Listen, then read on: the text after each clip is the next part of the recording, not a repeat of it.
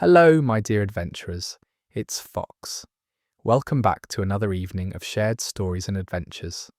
Tonight, we're diving into the world of Stranger Things and all the theories floating around about the final season. Now, growing up watching this show, I honestly didn't realize how deep the lore actually went until I started looking into all the interviews, behind the scenes stuff, and what the Duffer Brothers have been hinting at over the years. I think if you're more of a casual viewer or just really enjoyed the show without diving too deep into theories, there's loads of fascinating speculation to explore. And I'll be covering all the major theories I can fit in for tonight, but there's definitely more to come in future videos. So we'll start with Vecna and his master plan, then move on to the mysteries of the Upside Down itself. After that, we'll talk about Eleven's final confrontation, Will's connection, time travel theories, and of course, which characters might not make it out alive. Plenty to get talking about, but if you like what I do here and want a way to support the channel, consider checking out my Patreon, linked in the description down below. But for now, grab your blanket and flashlight, get cozy in the Upside Down, and let's begin. So way before the events we're about to see in Season 5, and even before 11 opened the first gate back in 1983, there was a boy named Henry Creel who would become the most powerful villain the series has seen. And honestly, his backstory is proper dark. Henry Creel wasn't born evil, at least not in the traditional sense. He was born in the 1940s with abilities he didn't understand. Telepathy, telekinesis, the ability to reach into people's minds and show them their worst nightmares. According to what we learned in Season 4, Henry's family moved into the creepy Victorian house in Hawkins in 1959, and almost immediately things started going wrong.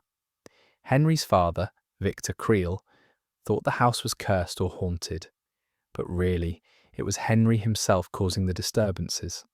He was experimenting with his powers, testing their limits, and eventually he massacred his entire family. Well, almost. He killed his mother and sister, making it look like some supernatural force had done it, and let his father take the blame. Victor ended up in a psychiatric hospital convinced a demon had possessed his family, which when you think about it is absolutely tragic. The man spent decades in an asylum for crimes his own son committed, but Henry didn't get away clean. Dr. Martin Brenner, who was already running experiments for the government, found him. Brenner recognized what Henry was and brought him to Hawkins' lab. He became Subject 1, the very first numbered child in Brenner's program. This was years before 11 was even born. Brenner used Henry's blood and abilities to try to replicate his powers in other children. That's where all the other numbers came from, 1 through 18, including our girl, 11. The thing is, Henry wasn't exactly a willing participant. Brenner put a device in his neck, a sort of power suppressor that kept Henry under control. He was basically a prisoner, forced to work as an orderly in the lab, while Brenner experimented on other children. For years, Henry watched Brenner torture and manipulate kids, building up his rage and resentment. And then one day, in 1979, he convinced 11 to remove his suppressor. The moment she did, all hell broke loose.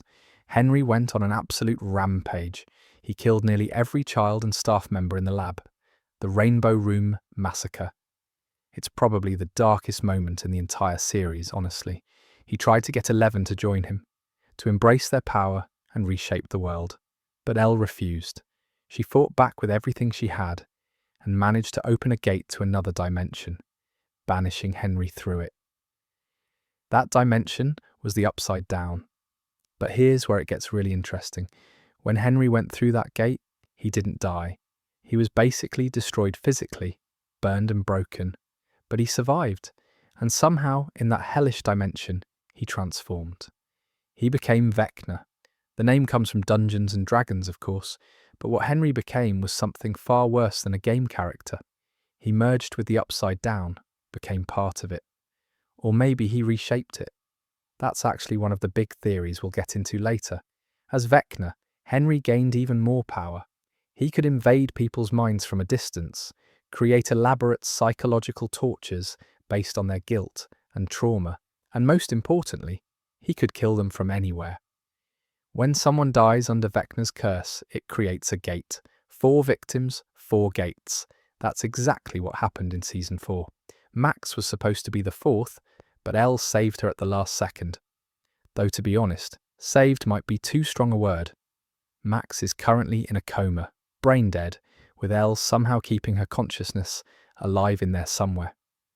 The 4 gates that did open merged into one massive rift that's now tearing through Hawkins. And according to the Duffer Brothers, in interviews, Season 5 picks up shortly after Season 4's ending. Which means that Rift is still growing, the Upside Down is bleeding into our world, and Vecna is still out there, planning something even bigger. So what's his endgame? The most popular theory is that Vecna wants to merge the dimensions permanently. Not just open gates, but actually combine the Upside Down with our reality. Make everywhere like the Upside Down. Some fans think he wants to remake the world in his own image, sort of like a god-complex situation. He's been rejected by humanity, trapped in this hellish dimension for decades, and now he wants revenge on the entire world. But there's another theory that I think is really interesting. Some people believe Vecna isn't actually in control, that the Mind Flayer, which we'll talk about more later, is the real puppet master. Henry thinks he's reshaped the Upside Down and created the Mind Flayer, but what if it's the other way around? What if the Mind Flayer has been manipulating Henry since he was a child, grooming him to become Vecna? There's that scene in Season 4 where young Henry sees a spider in his house and becomes fascinated by it. What if that was the Mind Flayer's influence, beginning even then? Fun fact that loads of people don't realise, Jamie Campbell Bower, who plays Henry Vecna, spent up to 8 hours in the makeup chair for the full Vecna transformation. The prosthetics were so intense that he could barely move or see. He actually developed a sort of method for staying in character during those long days, which is probably why his performance is so genuinely unsettling.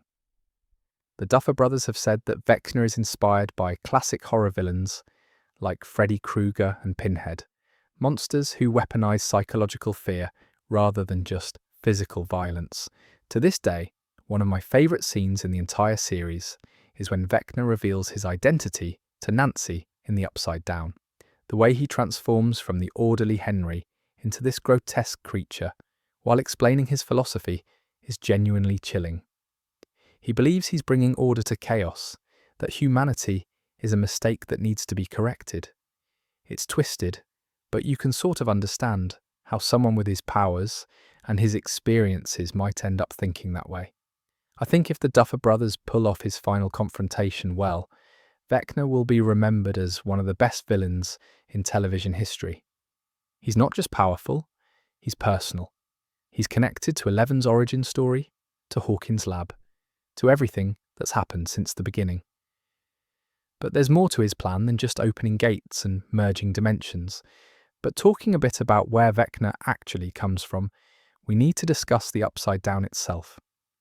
Let's talk about one of the biggest mysteries in the entire series, the Upside Down. This parallel dimension has been the source of basically every problem in Hawkins since 1983, but we still don't really know what it is or where it came from. And honestly, that's what makes it so fascinating. Here's what we know for certain. The Upside Down is a dark mirror of our world. It's got the same geography, the same buildings, even the same furniture in the same places. But everything is decayed, covered in vines and this weird organic matter. The air is filled with particles that look like ash or spores. There's no sun, just this perpetual darkness, with occasional red lightning. And most importantly, it's frozen in time on November 6th, 1983. That last bit is actually the key to loads of theories. Nancy discovered this in Season 4 when she went into the Upside Down and found her bedroom exactly as it was in 1983, with old posters and decorations she'd long since changed. The Upside Down isn't just a parallel dimension, it's a snapshot of Hawkins from one very specific moment, the day Will Byers disappeared. So the big question everyone's been asking since season 4 is, why? Why November 6th, 1983? And more importantly, what does that tell us about the nature of the Upside Down itself? The most popular theory is that 11 created the Upside Down when she first made contact with the Demogorgon during her experiment with Brenner. You see, in season 1, we learn that Elle was put in a sensory deprivation tank and told to spy on a Russian agent. But while searching, she found something else, something terrifying: the Demogorgon. She made contact with it and basically freaked out, which caused her to open a gate. That gate stayed open and became the portal in Hawkins' lab that kick-started everything. But here's where the theory gets interesting. Some fans believe that when Elle touched the Demogorgon, she didn't just open a door to the Upside Down. She actually created the Upside Down in that moment, that her powers literally brought this dimension into existence as a dark reflection of Hawkins, frozen at the exact moment of its creation, which would explain why it's stuck on November 6th, 1983.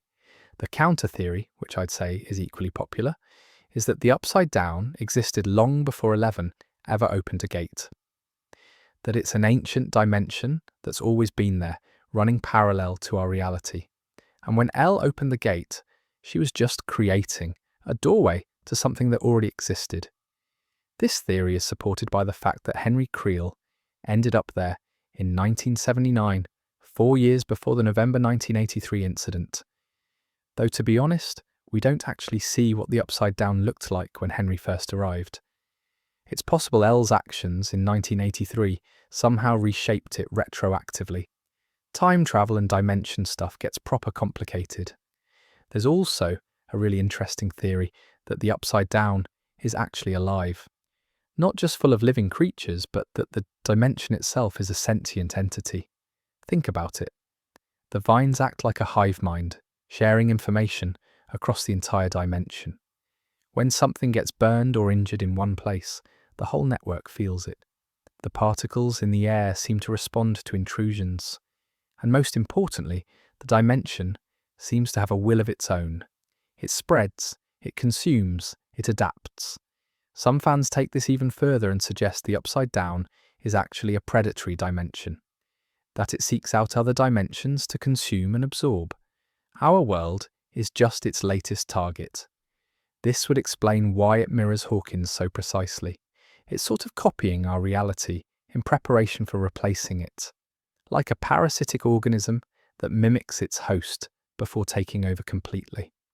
According to what we've learned over the seasons, the Upside Down seems to be connected to emotions and memories. Vecna uses people's trauma and guilt to pull them into his curse. The Mind Flayer seems drawn to fear and pain. Even the way the dimension is frozen in time suggests it's somehow feeding on, or preserving, a specific moment of emotional significance. Will's disappearance was traumatic for the entire town. Maybe that trauma is what anchored the Upside Down to that specific date. There's another theory I've seen loads of people discuss that involves the original Hawkins lab experiments from the 1950s and 60s. We know Brenner's program was based on MKUltra, which was a real CIA project. But what if those early experiments accidentally made contact with the Upside Down decades before 11? What if the dimension has been trying to break through to our world for much longer than we realise? That would mean everything we've seen, from Henry Creel's powers to 11's existence, to Will's disappearance, has all been part of some larger pattern or plan. Fun fact about the visual design of the Upside Down: the Duffer Brothers were heavily inspired by the works of H.R. Giger, the artist who designed the Xenomorph for Alien. They wanted the dimension to feel organic and biomechanical, like it's simultaneously alive and artificial. The production team used loads of practical effects, real slime and tentacles, and decay, which is part of why it looks so tangible and disturbing on screen. It's not just CGI, there's actual gross stuff there. What's also fascinating about the Upside Down is how it affects people differently. Will was trapped there for a week and came back changed, able to sense when the Mind Flayer was near. Vecna merged with it and became a sort of god. But other people, like Barb or Bob, just died there. It seems like the dimension is selective about who it transforms versus who it simply consumes.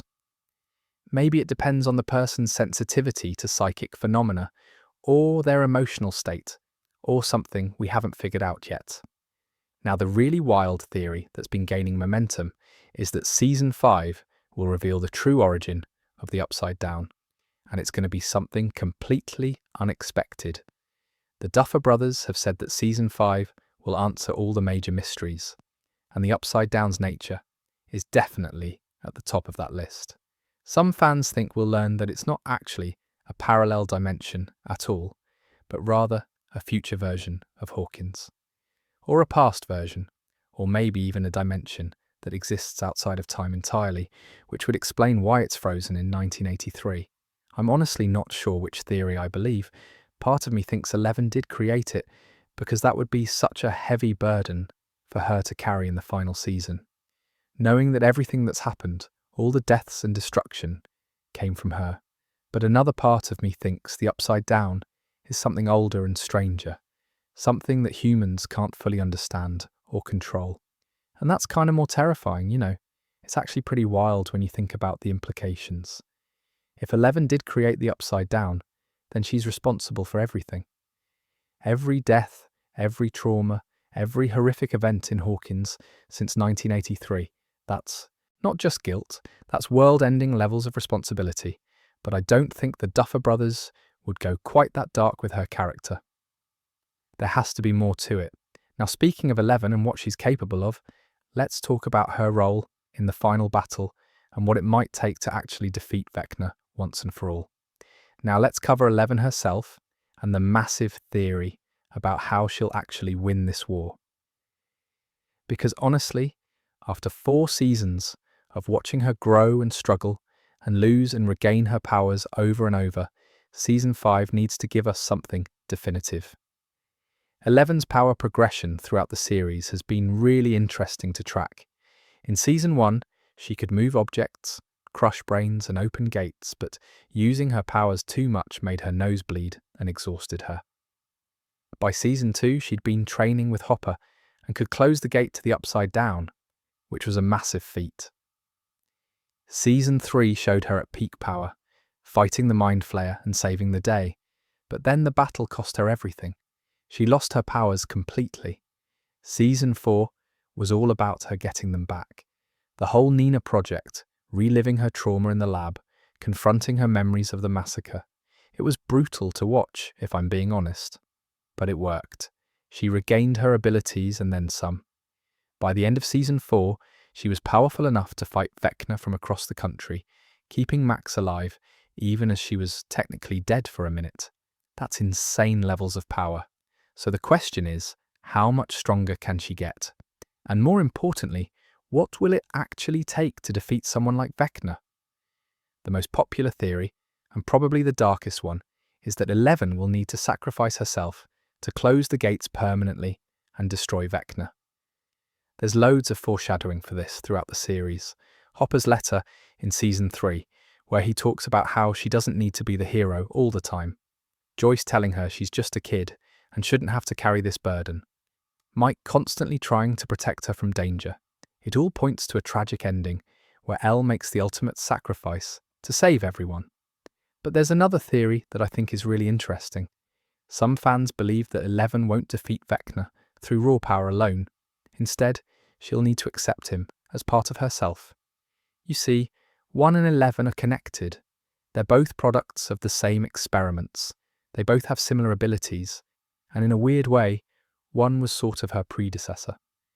Some people think that Elle will need to merge with Vecna's consciousness, not to become him, but to understand him well enough to trap or neutralize him from within. Like entering his mind, the way he enters his victims' minds. This theory ties into the whole rainbow room training that Brenner put all the kids through.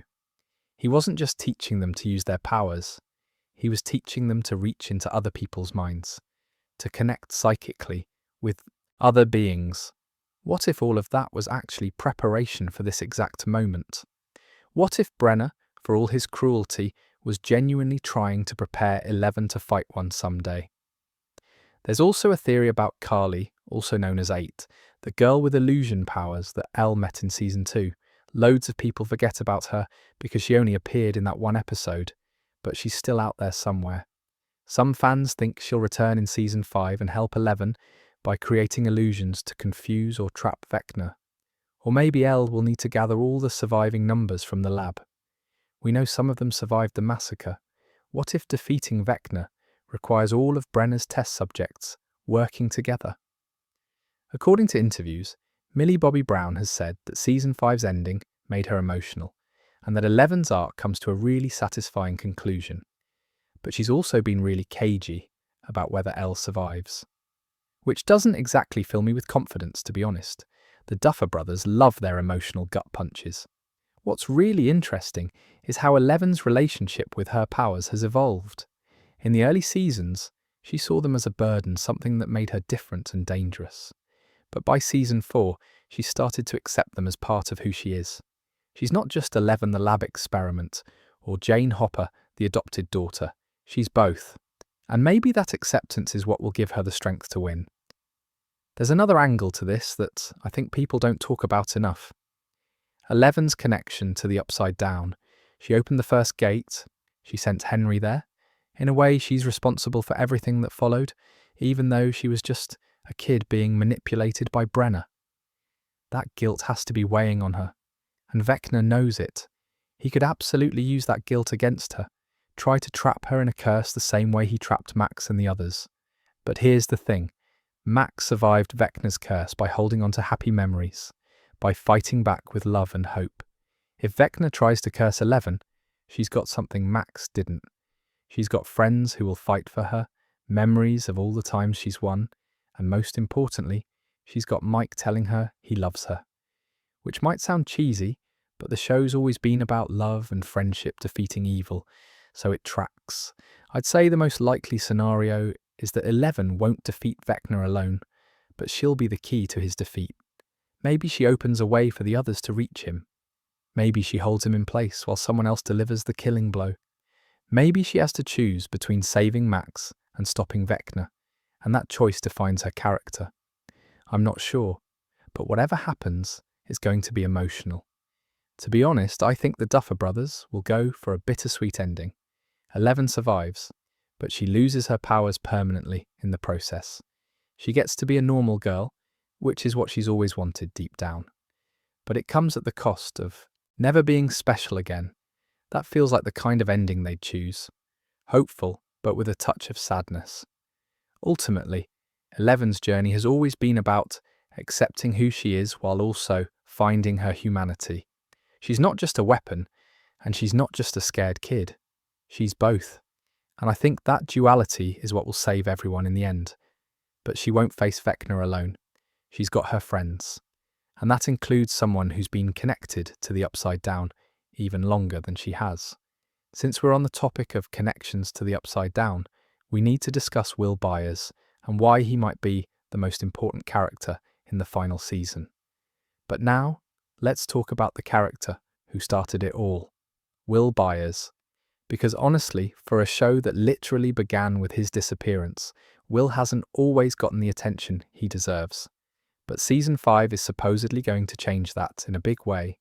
Will's story is unique in the series. He's the only main character who spent significant time in the Upside Down and survived to tell about it.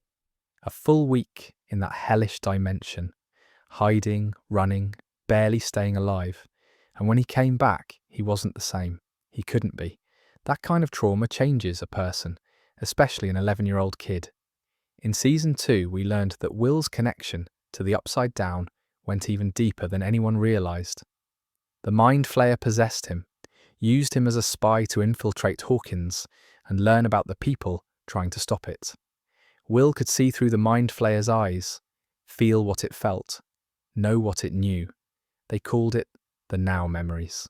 And even after they burned the Mind Flayer out of him, that connection didn't fully break.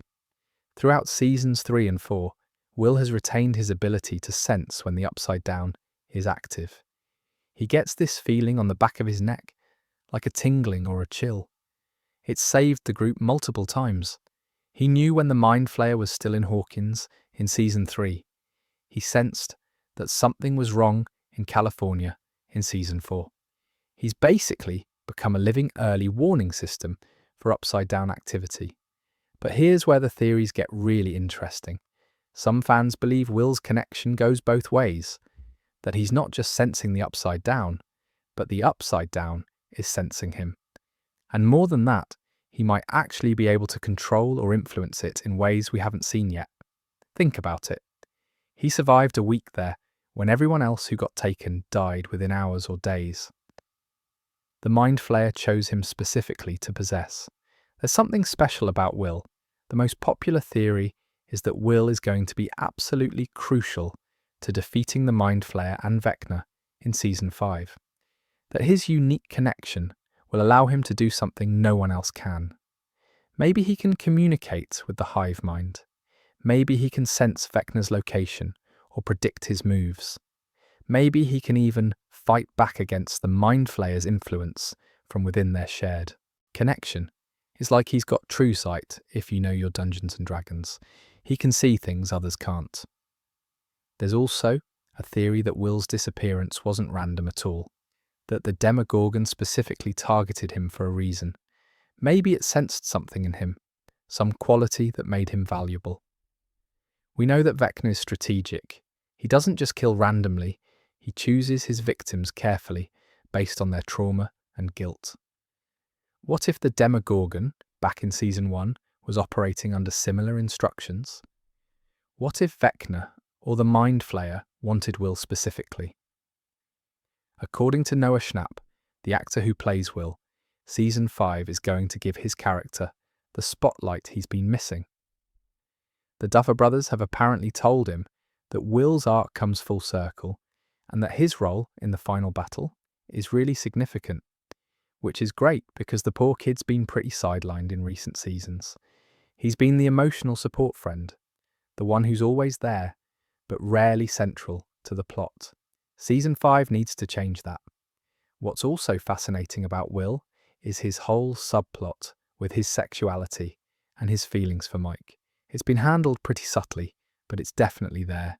And I think that isolation, that feeling of being different and not fitting in, actually ties into his connection with the upside down in a really interesting way. Vecna preys on people who feel isolated, who carry trauma and guilt. Will's been carrying both for years. His trauma from the upside down, his guilt about his feelings, his sense of being the odd one out in his friend group, now that everyone's pairing off. If Vecna tried to curse Will, he'd have loads of material to work with. But here's the thing. Will's already survived the upside down once. He's already been possessed by the Mind Flayer and fought his way back. He's stronger than people give him credit for. And I think that strength, that resilience, is going to be what saves everyone in the end. He knows the upside down better than anyone. He's survived its worst. And that knowledge is going to be crucial. There's this theory I've seen loads of people discuss about Will potentially becoming a bridge between dimensions, that his connection to both worlds makes him uniquely suited to help merge them back apart, if that makes sense. Like if Vecna's plan is to combine the upside down with our reality permanently, maybe Will's connection allows him to untangle them, to separate what Vecna's trying to join. Fun fact that some people miss. Will's birthday is March 22nd, which the show completely forgot about in Season 4. There's a scene where they're in California, and it should be his birthday, but no one mentions it. Fans were proper annoyed about this continuity error, but some people have turned it into a theory, suggesting that the timeline is fractured or that there's time travel involved, which is why dates are getting confused. I think it was probably just an oversight, honestly. But it's fun to speculate. I mean, think about it. Will has been through more trauma than almost any other character in the series. He was trapped in the upside down, possessed by an evil entity, forced to watch his friends and family suffer because of his connection to these monsters. And yet he's still standing, still fighting, still trying to help. That's the kind of character who deserves a hero moment in the final season. I think Will's role in season 5 is going to surprise everyone. The Duffer Brothers have been building to this for years, and now it's finally time for Will to step up and be the hero. But his connection to the Upside Down also ties into another major theory that's been circulating. The question of whether time travel is involved in the final season. And that brings us to one of the most debated theories in the fandom: time loops and time travel. Let's talk about one of the most controversial theories out there: time loops. Because honestly, the evidence for time travel being involved in season 5 is actually pretty compelling, even if it sounds a bit mental at first. The biggest piece of evidence is something we've already discussed. The Upside Down is frozen on November 6th, 1983. That's not just a random quirk of the dimension, it has to mean something. And the most obvious explanation is that time itself is broken or fractured in some way. The Upside Down isn't just a parallel space, it's a parallel time. But there's more to it than just that. Think about all the clock imagery in season 4. Vecna's curse involves a grandfather clock appearing to his victims before he strikes. When he kills someone, they hear 4 chimes. 4 victims, 4 chimes, 4 gates. The clock is central to his entire methodology. And clocks, of course, represent time. The grandfather clock itself is from the Creel house, where Henry lived as a child. It's been there since the 1950s. Some fans think the clock is actually a kind of anchor point, a fixed moment in time that Vecna uses to coordinate his attacks across different periods. Like he's operating outside of normal time somehow, which allows him to reach into people's pasts and weaponize their guilt and trauma. There's also the fact that the Duffer Brothers absolutely love Back to the Future. They've referenced it constantly throughout the series. And Back to the Future is, of course, all about time travel and the consequences of changing the past.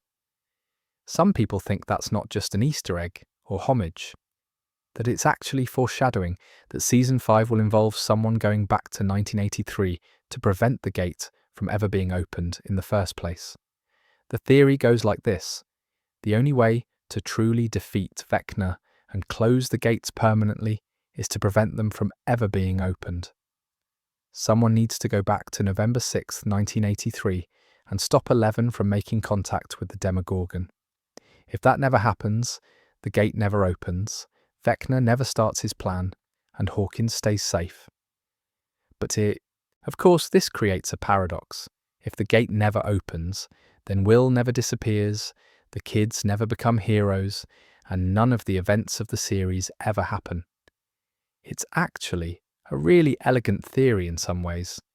It would explain why the Upside Down is frozen on that specific date, because that's the fulcrum point, the moment when everything changed. And if you wanted to undo all the damage, that's where you'd need to go. Some fans think Will be the one to go back, since he's so connected to the Upside Down and to that specific moment. Others think it'll be 11, trying to fix her original mistake. But here's where I'm a bit skeptical. The Duffer Brothers have said multiple times that season 5 is going to be a proper ending, not a reset. They want to honour everything that's happened over the past 4 seasons. And a full-time travel solution feels like it would erase all of that.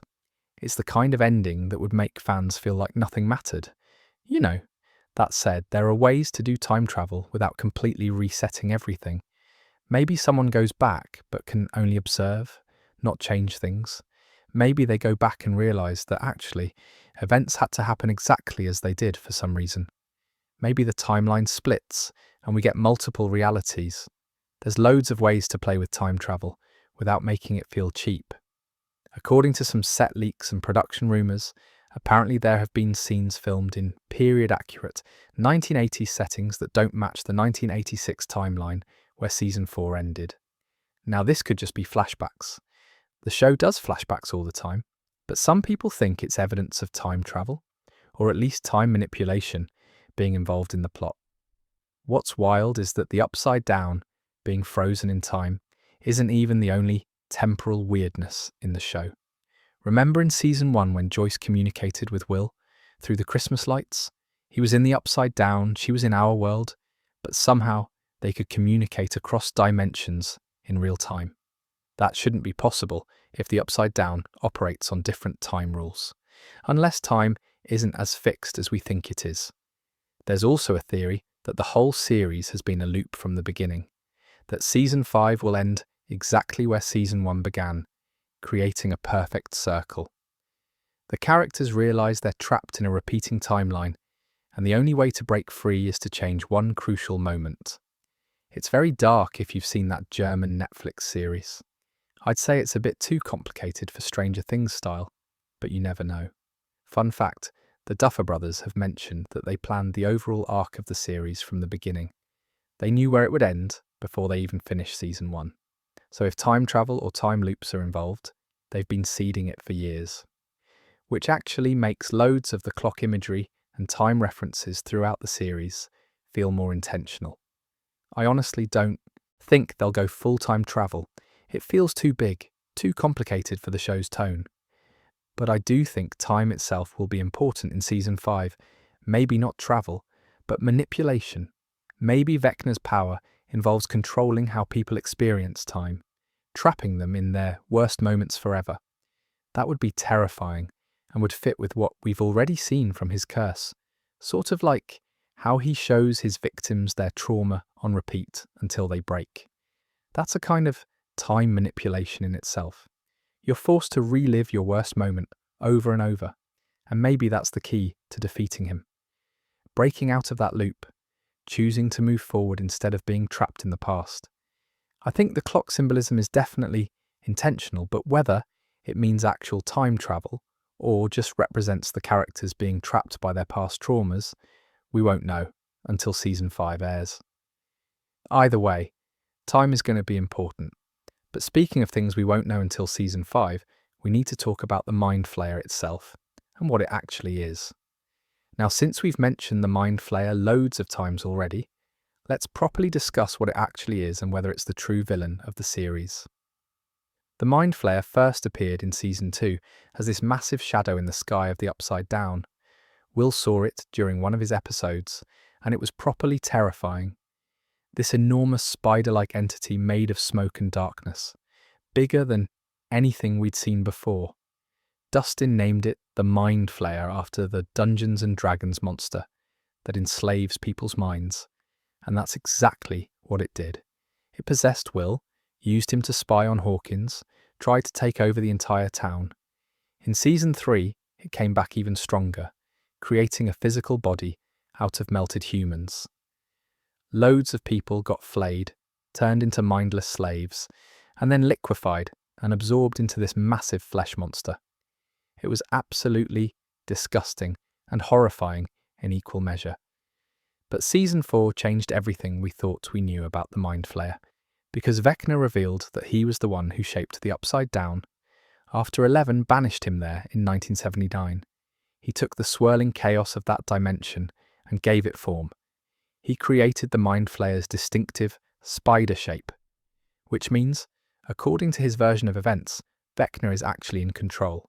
The Mind Flayer is his weapon, his creation. But here's the thing. Loads of fans don't believe that. They think Vecna is either lying or deluded. The theory is that the Mind Flayer actually existed first, long before Henry Creel was even born, that it's an ancient entity from the Upside Down, or from somewhere even beyond that. And when Henry was banished to the Upside Down, the Mind Flayer influenced him, shaped him, turned him into Vecna. Henry thinks he's in control, but really, he's just another puppet. This theory is supported by several things. First, Henry Creel saw a spider as a child and became fascinated with it, long before he ever went to the Upside Down. That could have been the Mind Flayer's influence reaching across dimensions, planting ideas in his head. Second, the Mind Flayer's behaviour in Seasons 2 and 3 seemed pretty independent. It had its own goals, its own intelligence. It didn't need Vecna to direct it. And third, there's this question of power levels. Vecna is strong, really strong. But the Mind Flayer in Season 3 felt like it was on another level, entirely. It created an army of flayed humans, built a massive physical body, and almost took over Hawkins, despite 11 and the others fighting it with everything they had. If that was just Vecna's creation, just his puppet, then what's he capable of on his own? Some fans think the Mind Flayer is actually the original evil of the Upside Down, that it's been there for centuries or millennia, predating human civilization entirely. And when the Upside Down started making contact with our world, first through Henry Creel's powers, and then through Eleven's Gate, the Mind Flayer saw an opportunity. It groomed Henry, turned him into Vecna, and now it's using him to merge the dimensions so it can finally invade our world properly. According to this theory, Vecna genuinely believes he's in control, but the final battle in Season 5 will reveal the truth. The Mind Flayer is the real villain, and Vecna is just its most powerful servant. This would actually be a really interesting twist because it means defeating Vecna won't be enough. Even if they kill him, the Mind Flayer will still be out there, waiting to find another puppet. There's also a theory that the Mind Flayer isn't from the Upside Down at all, that it's actually from a third dimension, something even more alien and horrifying. The Upside Down is just the space between our world and whatever hellish realm the Mind Flayer originally comes from, and both Vecna and Eleven, by opening their gates and manipulating dimensions, have been accidentally pulling it closer to our reality. Fun fact about the Mind Flayer's design: the Duffer Brothers wanted it to look like a massive storm, something that felt like a force of nature rather than just a creature. The spider shape was inspired partly by H.P. Lovecraft's cosmic horror entities, being so vast and alien that humans can't fully comprehend them. It's supposed to feel unknowable, which is part of what makes it so scary. What's really interesting is that we've never actually seen the Mind Flayer's true form. In Season 2, it was a shadow in the sky. In Season 3, it was a flesh construct made of humans. But what does it actually look like in its natural state? Is it even physical? Or is it more like a consciousness, a psychic presence that inhabits whatever matter is available? We don't know. And honestly, not knowing might be scarier than seeing it. The biological versus dimensional entity debate is pretty fascinating. Some scientists in the show treat the upside-down creatures like they're animals, biological organisms that can be studied and understood, but others suggest they're more like manifestations of the dimension itself, magical or supernatural rather than natural. The Mind Flayer feels like it falls into that second category. It's too powerful, too intelligent, too otherworldly to just be a really big monster.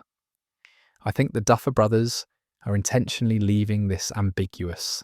They want the Mind Flayer to remain mysterious and terrifying, but I also think Season 5 will give us some answers. My guess is that the truth is somewhere in the middle. Vecna shaped the Mind Flayer, but the Mind Flayer also influenced Vecna. They're connected, symbiotic maybe, but neither is fully in control. And that's what makes them so dangerous. To be honest, I hope the Mind Flayer turns out to be the ultimate villain. It's been built up over 4 seasons as this terrifying force, and it would feel wrong to reduce it to just Vecna's puppet. But we'll see. Either way, whoever or whatever the Mind Flayer is, it's going to claim some victims before the end. And that brings us to the theory everyone's dreading but needs to talk about.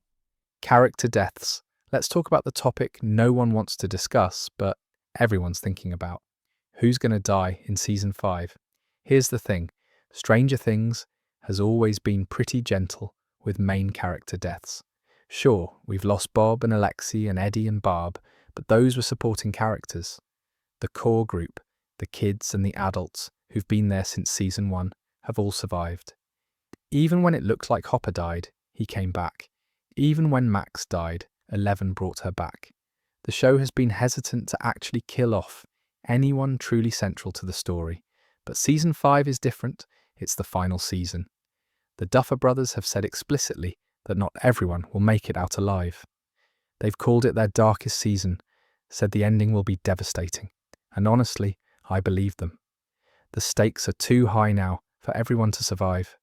Vecna's gates are ripping Hawkins apart, the Upside Down is bleeding into our world, and the final battle is going to be brutal. So who's most at risk? Let's talk about the big theories. Steve Harrington is at the top of loads of people's death prediction lists. And I hate to say it, but it makes narrative sense. Steve's arc over the series has been about redemption and finding purpose.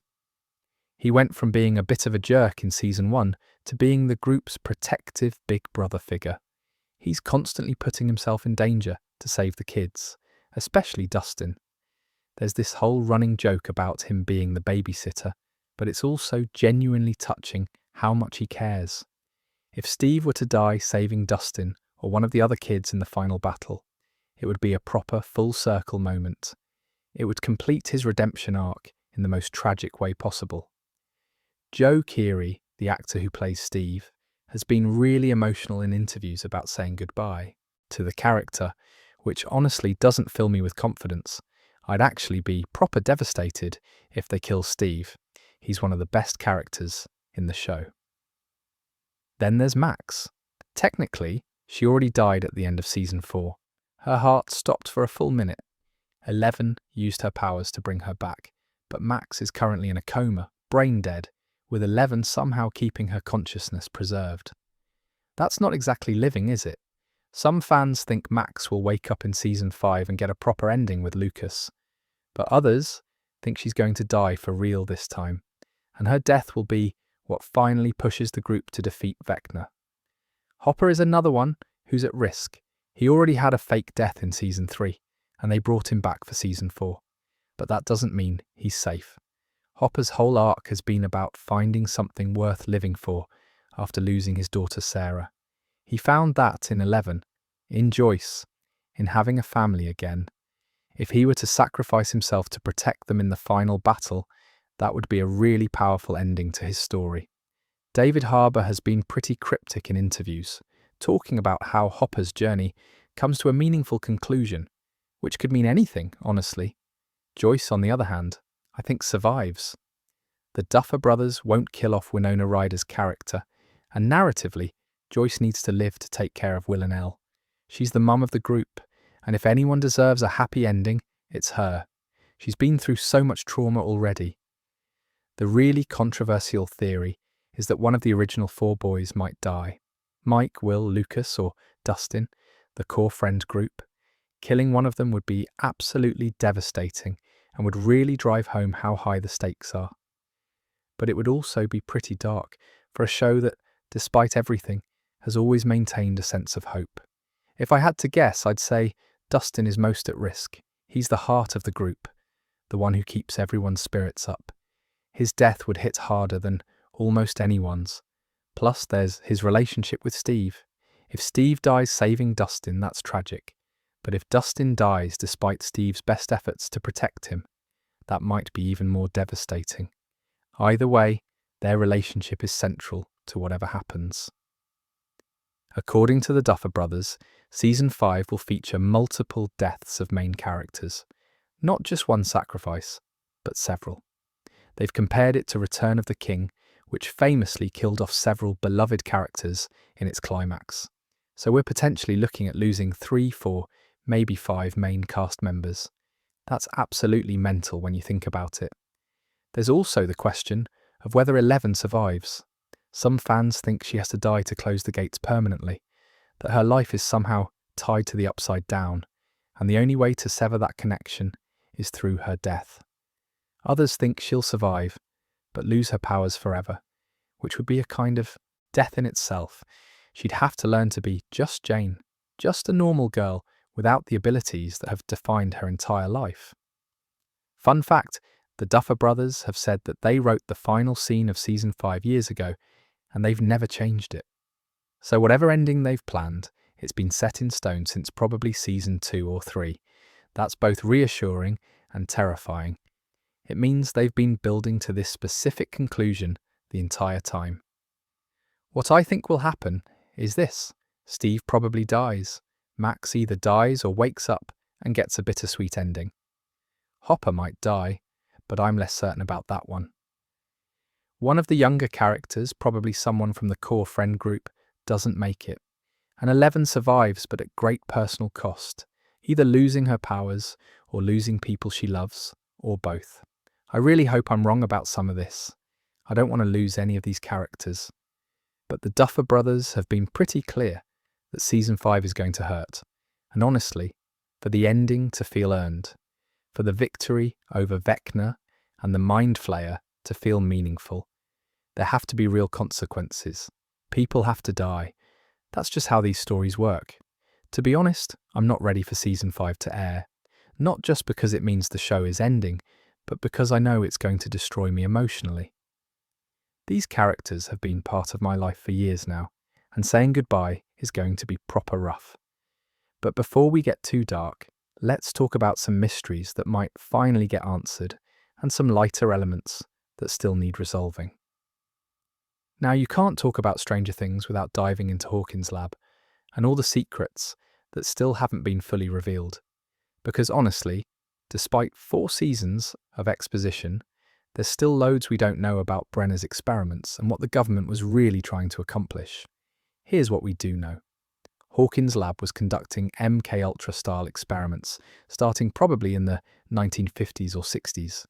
They were trying to create psychic weapons for the Cold War, people who could spy on the Russians, read minds, move objects with their thoughts.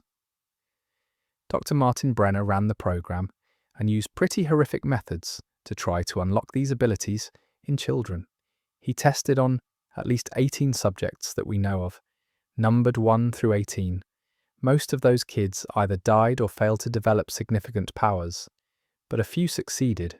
1, obviously, who became Vecna, 8 who could create illusions, and 11 who was the most powerful of them all. But here's the question. What happened to the others? We know 1 killed most of them in the Rainbow Room massacre. But were there survivors? Are there other numbered children still out there? The theory is that Season 5 will introduce or reference other numbers. Maybe they've been in hiding all these years, traumatized by the lab and trying to live normal lives. Maybe Brenner had other facilities running, similar programs. Maybe there are foreign equivalents, Russian or British experiments, creating their own psychic soldiers. If defeating Vecna requires psychic power, 11 might need help from others like her. There's also the question of what Brenner really knew. He captured Henry Creel in the late 1950s after the family massacre. He spent years studying 1, using his blood and DNA to try to recreate his abilities. But did Brenner know about the Upside Down? Some fans think he did, that his experiments weren't just about creating psychic weapons, but about exploring and potentially weaponizing the Upside Down itself. This theory is supported by the fact that Brenner had the sensory deprivation tank, which was specifically designed to send subjects into other planes of existence. He was having 11 search for things beyond normal reality, and when she found the Demogorgon and opened the gate, Brenner wasn't actually that surprised. He seemed almost excited, like this was what he'd been hoping would happen all along. If Brenner knew about the Upside Down before 11 opened the gate, that changes everything. It means the entire series has been the result of his experiments succeeding exactly as he planned. And it means there might be files, research, data about the Upside Down that the government has been sitting on for decades. That information could be crucial in Season 5. There's also the theory that Brenner isn't actually dead. Loads of people think this one. He was attacked by the Demogorgon in Season 1, but we never saw a body. He came back in Season 4, having somehow survived. Then he got shot and supposedly died in 11's arms. But again, we didn't actually see him die on screen. The camera cut away. In TV logic, if you don't see the body, they're probably not dead. I'd say this theory is pretty unlikely, honestly. Bringing Brenner back twice would be a bit much, but if his research is going to be important, maybe his protege or a colleague will show up with his files and notes. Dr. Owens has been the friendly government scientist since Season 2, but there could be others who worked with Brenner and have been continuing his research in secret. According to interviews, Season 5 will revisit Hawkins' lab in some capacity, whether that's through flashbacks, through characters finding old files, or through the physical location being important again, we don't know. But the lab's secrets are definitely going to play a role in defeating Vecna. Maybe Brenner left behind something that can be used against him. Maybe there's a weakness in one's powers that Brenner discovered during all those years of study. What's really interesting is the Nina project from season 4. That was Brenner's attempt to help Eleven regain her powers by reliving her trauma. But it was also a way for him to study how her powers worked, to document and analyze every aspect of her abilities. All that data exists somewhere, and it probably includes information about the gate, about everything that happened in the lab. That information could be the key to everything. Fun fact, the original pitch for Stranger Things was actually called Montauk, and it was supposed to be much more focused on government conspiracy and MKUltra experiments. The Duffer Brothers scaled that back to focus more on the kids and the adventure aspects, but the conspiracy theory elements are still there in the background. And Season 5 might bring them back to the forefront. I think Hawkins' lab's secrets will be revealed through a combination of flashbacks and discovered documents. We'll learn more about Brenner's original goals, about how much the government knew, about whether there are other facilities or other experiments still running, and that knowledge will give the characters a way to fight back against Vecna that goes beyond just raw power. The lab represents the human side of the evil in Stranger Things. Vecna and the Mind Flayer are supernatural, otherworldly, but Brenner and his experiments were very human. They were about people choosing to do terrible things to children in the name of science and national security. And maybe that's the real horror at the heart of the series. Not the monsters from another dimension, but what humans are capable of doing to each other. To be honest, I hope they don't bring Brenner back. His story feels complete, but his legacy, his research, his impact on Eleven and all the other children he experimented on, that needs to be addressed one final time in Season 5. Because you can't defeat Vecna without understanding where he came from, and he came from Brenner's lab. But honestly, not all of Season 5 will be doom and gloom and government conspiracies. There are lighter elements that need resolving too. Relationships, for instance.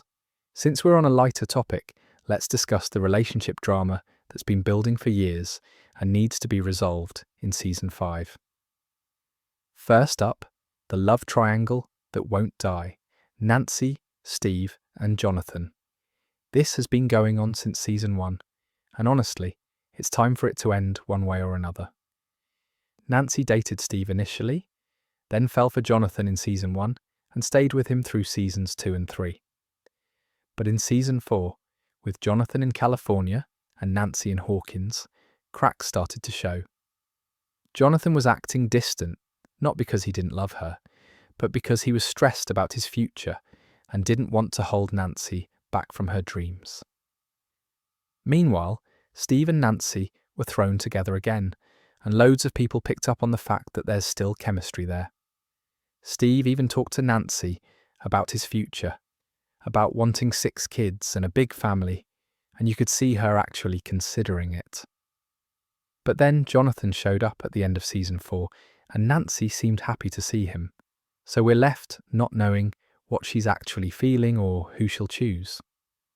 The most popular theory is that Nancy doesn't choose either of them, that she realizes she doesn't need to be in a relationship right now, that her career and her ambitions are more important.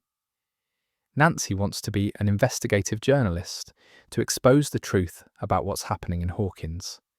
Maybe that becomes her focus in Season 5, and the romance stuff takes a back seat, which would actually be really refreshing, to be honest. But if she does choose someone, I'd say it's probably Jonathan. They've been together for years, they've been through so much, and despite the distance and the stress, they genuinely care about each other. Steve deserves someone too, but I don't think it's Nancy. He needs to move on and find someone new. Maybe in the time jump epilogue, if there is one, we'll see him with a family of his own. Speaking of Steve, his friendship with Robin is one of the best relationships in the entire show, and it needs to stay platonic. The Duffer Brothers did something really special by having Steve develop feelings for Robin in Season 3, only for her to come out to him as gay. And Steve's response was perfect. He accepted her completely. No weirdness, no drama. They became best friends instead. That friendship is beautiful and important, and I really hope season 5 doesn't mess with it. Then there's Mike and Eleven. They're the central couple of the series, and their relationship has had its ups and downs. Mike struggled to say "I love you" for ages, which created tension and doubt for Elle. But in season 4, when she needed it most, when she was fighting Vecna and losing, Mike finally said it. He told her he loved her, that she was extraordinary, that she had given him courage. And it worked. It helped her fight back and survive. Their relationship in season 5 will probably be tested again. Eleven's connection to Vecna and the Upside Down puts her in constant danger, and Mike's always trying to protect her even though she doesn't need protecting. They'll have to figure out how to trust each other and work together as equals. But I think they'll make it. If any couple deserves a happy ending, it's them. Max and Lucas, on the other hand, are in a really difficult place. Max is in a coma, her mind somewhere between life and death. Lucas has been sitting by her bedside, reading to her, hoping she'll wake up. If she does wake up, their relationship could be beautiful. They've loved each other since season 2, broken up and gotten back together, and Lucas proved in season 4 that he'd do anything for her. He held her while she died, and he's refusing to give up on her now. But if Max doesn't wake up, or if she wakes up changed, that's going to be devastating for Lucas. He's already lost so much. His friendship with Dustin and Mike has been strained because of everything happening. His sister Erica is growing up too fast. If Max dies permanently in season 5, Lucas might be the most broken of all the characters. There's also Dustin and Susie's long-distance relationship, which is honestly adorable. They met at camp, fell for each other, and have been doing the long-distance thing ever since. Loads of people thought Susie wasn't real at first, but she came through in the season 3 finale with that memorable, never-ending story duet. And she helped out again in season 4. I think season 5 will finally bring them together in person. Maybe have Susie come to Hawkins to help with the final battle. She's smart enough to contribute, and it would be nice to see their relationship pay off. What I think the Duffer Brothers are going for with all these relationships is showing how love, in all its forms, is what defeats evil. It's not just about romance, it's about friendship, family, loyalty. It's about people choosing to stand together, even when it's dangerous. That's always been the heart of Stranger Things. The relationships won't be the main focus of season 5, obviously. There's too much else happening, but they'll provide emotional grounding for the characters. When everything else is chaos and horror and fighting monsters, having someone to fight for makes all the difference. And honestly, that's pretty true to life. The relationships we have, the people we love, that's what keeps us going when things get dark. I'd say most of the couples will survive and get reasonably happy endings, except maybe one tragic loss. Probably Max or Steve. But the friendships, the bonds between the core group, those will remain strong. That's what the show has always been about. A group of misfits who found each other and became a family. And no matter what happens in the final battle, that family will endure. But speaking of the final battle, there are loads of supporting characters whose roles in season 5 are still unclear. Let's talk about them. But now, let's talk about the supporting characters who've become fan favourites over the years and what role they might play in the final season. Murray Bauman is one of the most interesting characters to track across the series. He started as this paranoid conspiracy theorist, living alone with his vodka, dismissed by everyone as a crackpot. But the thing is, Murray's always been right. About the Russians, about the secret lab, about basically everything. He's been spot on from the beginning. And in seasons 3 and 4, he became an actual action hero, breaking into Russian facilities and fighting alongside Hopper and Joyce. The theory is that Murray is going to crack something crucial about the Upside Down in season 5. He's got this ability to see patterns and connections that others miss. He figured out the Russian operation before anyone else. What if he's the one who figures out the true nature of the Mind Flayer? or discovers a weakness in Vecna's plan. I think Murray's going to have a proper hero moment, using his intellect rather than his flamethrower. Then there's Erica Sinclair, who's evolved from being Lucas's annoying little sister to being a genuine badass. She helped infiltrate the Russian base in Season 3. She's smart, sarcastic, and fearless, and she's been learning more about D&D and the way the boys think about their adventures. Some fans think Erica's going to be the one who comes up with the plan to defeat Vecna, using her knowledge of game mechanics and strategy. Like, she'll figure out that they need to attack when he's vulnerable, or that they need to use a specific combination of abilities. What's really interesting about Erica is that she represents the next generation. She's younger than the main group, but she's already proved herself capable of handling the supernatural threats. If the show were to continue beyond Season 5, which it won't, Erica would absolutely be part of that next wave of heroes. But even in the finale, I think she'll have an important role. Argyle is probably the most surprising character to become a fan favourite. He's just Jonathan's stoner friend from California, right? But loads of people have latched onto him because he brings this energy of positivity and acceptance that the show sometimes needs.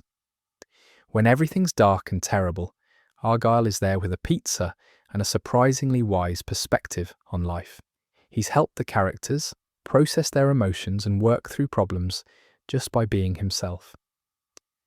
The theory is that Argyle's positivity is going to be crucial in the final battle. Not in a combat sense, but emotionally. When characters are losing hope or falling into despair, which Vecna feeds on, Argyle will be there to remind them of what they're fighting for. His whole philosophy of staying chill and appreciating the moment might actually be the antidote to Vecna's curse. You can't be trapped by trauma if you're focused on the present, you know? Dmitri and Yuri from the Russian plotline in Season 4 are wild cards. Dmitri, also called Enzo, helped Hopper escape the Russian prison and proved himself to be genuinely good despite working for a corrupt government. Yuri was the smuggler who started out as an antagonist, but ended up helping the group. Whether either of them return for Season 5 is unclear, but if they do, they'd bring knowledge about what the Russians know about the Upside Down. The Russian plotline has always been this parallel thread in the series. The Soviets were trying to open their own gate to the Upside Down in Season 3. They had a piece of the Mind Flayer captured in Season 4. They clearly know more than they've let on. If Dmitri or another Russian character comes back in Season 5 with information about what their government has discovered, that could be really important. And then there's Robin, who's become one of the most beloved characters since her introduction in Season 3. She's Steve's best friend, a band geek who got pulled into this supernatural mess and has handled it brilliantly.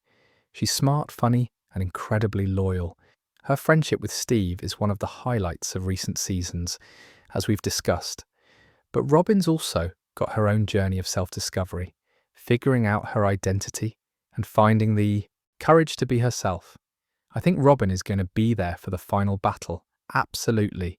She's proved herself capable time and again, and honestly, if Steve does die saving the group, Robin will be the one who carries his memory forward. She'll be devastated, but she'll keep fighting. That's who she is. What's also fascinating about these supporting characters is how they've expanded the world of the show. It's not just about Hawkins anymore. We've got connections to Russia, California, other parts of the country. The threat is global now, even if the final battle takes place in Hawkins. These characters represent how the Upside Down's influence has spread, how it's affected people from all different backgrounds and locations. Fun fact, the Duffer Brothers have said that basically every character who's appeared in the show will return for Season 5 in some capacity. Whether that's flashbacks, quick cameos, or actual roles in the plot, everyone's coming back.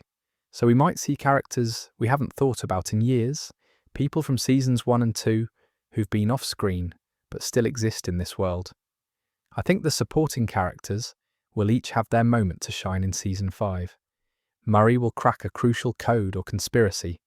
Erica will come up with a brilliant strategy. Argyle will provide the emotional support that keeps everyone sane. Robin will prove, once again, that you don't need to be part of the original group to be a hero. And together, all of them, main characters and supporting cast alike, will take on Vecna and the Mind Flayer in the final battle. These characters have become just as important as the main cast, honestly.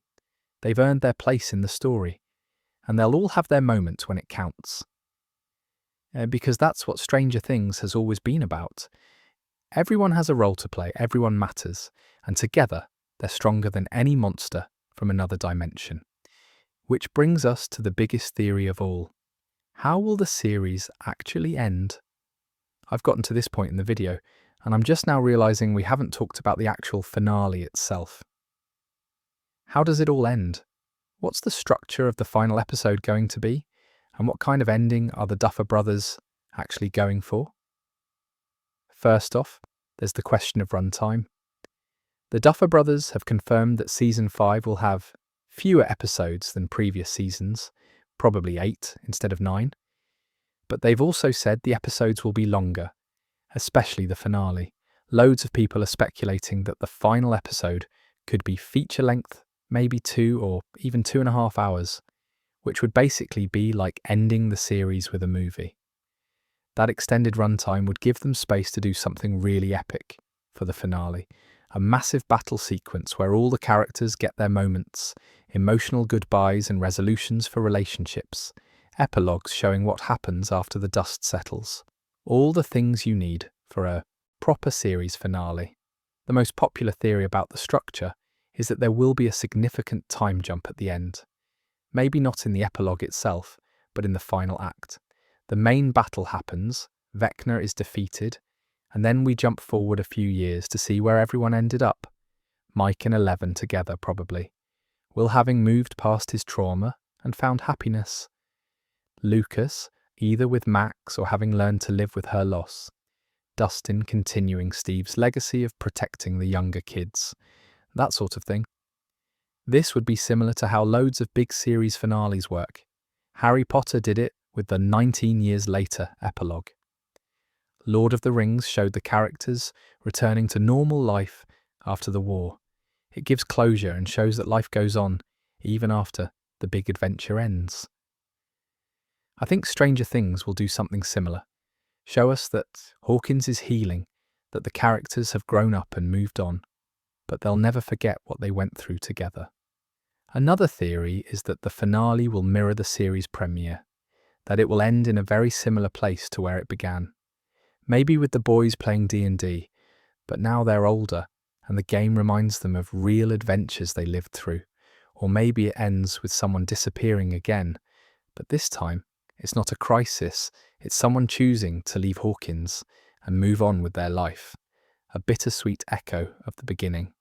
The Duffer Brothers have said they want the ending to feel like a proper conclusion, not a reset or a cheap twist.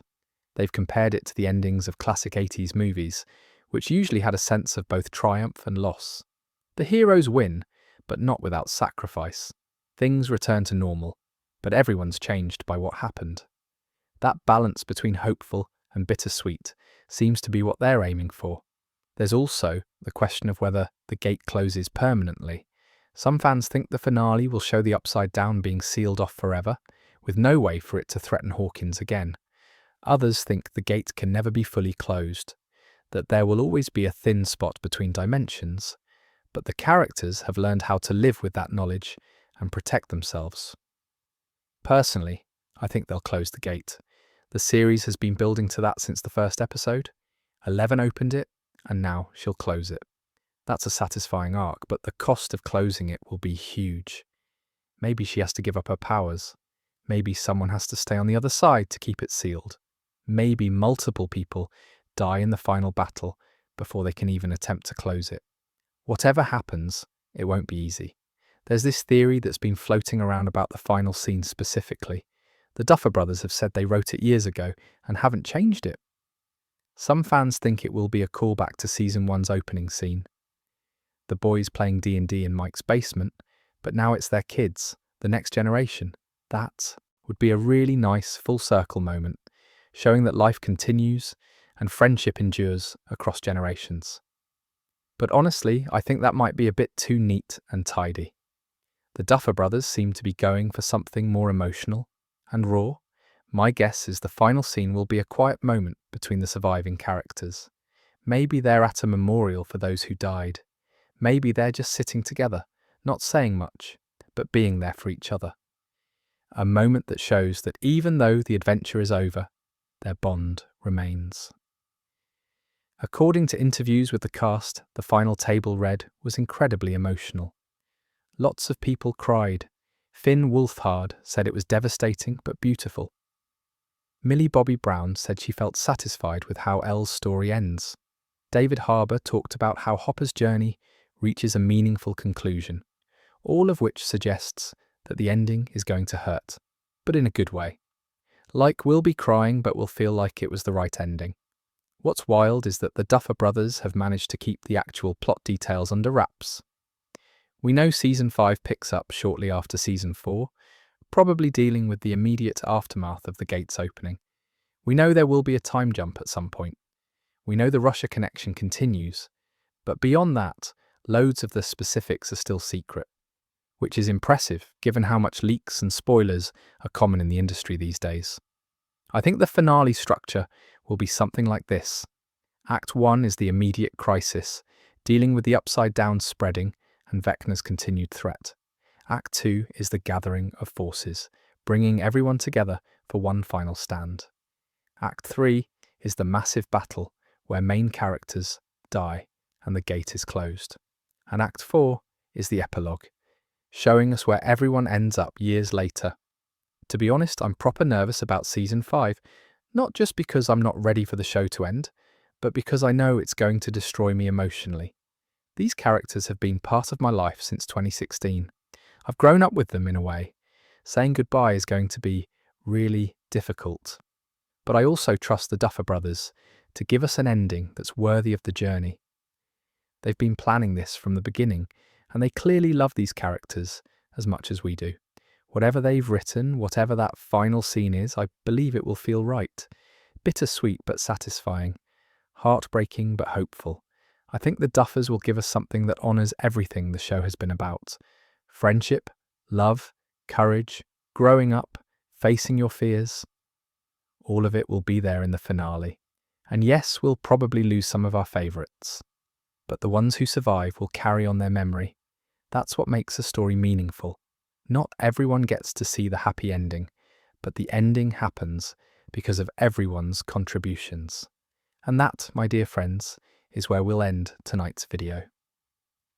In a future one, I'm definitely going to cover other Stranger Things topics like the creatures of the Upside Down, individual character deep dives, the complete timeline analysis, and the real 1980s history that inspired the show. But until next time, stay safe and sweet dreams. Before we wrap up, here are a couple fun theories that are probably wrong, but are entertaining to think about anyway. First up, the theory that Vecna isn't actually the final villain at all, that there's something even worse lurking in the Upside Down or beyond it, something so powerful that Vecna is basically just a warm-up act. Some fans have pointed to the fact that the Mind Flayer seems way more powerful than Vecna in certain ways, and maybe that's because the Mind Flayer is actually serving something even bigger. Like there's a whole hierarchy of evil we haven't seen yet, and Season 5 will introduce the real big bad in the final episodes. Honestly, I don't think the Duffers would do this. It would feel like a cheap twist introducing a brand new villain at the last minute, but it's fun to imagine what could be worse than Vecna, some cosmic entity that makes the Mind Flayer look tiny by comparison. Then there's the theory that Eleven has an evil twin or clone. Based on the fact that Brenner was obsessed with replicating powers, some people think he might have created a duplicate of Eleven at some point, maybe using her DNA or her blood, and this clone has been growing up in another facility somewhere, being trained to be the opposite of Elle. Dark 11, basically. And she'll show up in Season 5 as Vecna's secret weapon. This one's pretty far-fetched. There's been no hint of it in the show, and it would be a massive twist to pull out of nowhere. But loads of people love this theory because it would give Millie Bobby Brown a chance to play a villain. which would be proper interesting to watch. The Eddie Munson resurrection theory is one that won't die, which is sort of ironic. Eddie died heroically in Season 4, sacrificing himself to save Dustin and buy the others time. But some fans are convinced he'll come back somehow. Maybe as a zombie controlled by Vecna, maybe as a ghost, maybe through time travel shenanigans, where the group goes back and saves him. The Duffer Brothers have basically said Eddie's dead and staying dead, but that hasn't stopped people from hoping. There's also this meta theory that the entire series has been a Dungeons and Dragons campaign that Will is running as Dungeon Master. That everything we've seen, all the monsters and the upside down and the adventures, are actually just happening in a game. And the final episode will pull back to reveal the kids sitting around a table with dice and character sheets, which would be kind of cool as a concept, but also a massive cop-out that would make everyone furious. So, yeah, definitely not happening. Another wild one is that Hawkins doesn't actually exist, that the whole town is some kind of government, experiment or simulation, and the characters are test subjects who don't realise they're being studied. This theory pulls from stuff like The Truman Show, but it doesn't really fit with what we know about the show's mythology. Plus, it would undermine everything that's happened. Some fans have connected the show to the real Montauk Project conspiracy theory, which claims the US government was doing time travel and mind control experiments in the 1980s. Since the show was originally pitched as Montauk before becoming Stranger Things, people think there might be more connections to that conspiracy lore than we've seen. Maybe Season 5 will reveal that Hawkins' lab was part of a much larger network of facilities doing similar experiments all over the country. Fun fact, the Duffer Brothers have actually debunked loads of theories over the years. They've said there's no multiverse, no time loops in the traditional sense, and Will definitely isn't secretly evil. But they've been really careful not to spoil the actual surprises they have planned. So there are still loads of possibilities. What I love about these wild theories is that they show how much people care about the show. Even the ones that are completely bonkers come from a place of genuine love for these characters and this world. And honestly, part of the fun of waiting for a new season is coming up with increasingly elaborate theories about what might happen. These theories are fun to think about, but I doubt many will actually happen. The Duffers seem to be going for something more emotionally grounded than most of these wild twists would allow. Still, it's been entertaining watching the fandom come up with increasingly creative ideas over the years. And who knows, maybe one or two of these will turn out to be right. Stranger things have happened. And that, my dear friends, is where we'll end tonight's video. In a future one, I'm definitely going to cover other Stranger Things topics, like the creatures of the Upside Down, character deep dives, the complete timeline analysis, and the real 1980s history that inspired the show. But until next time, stay safe and sweet dreams.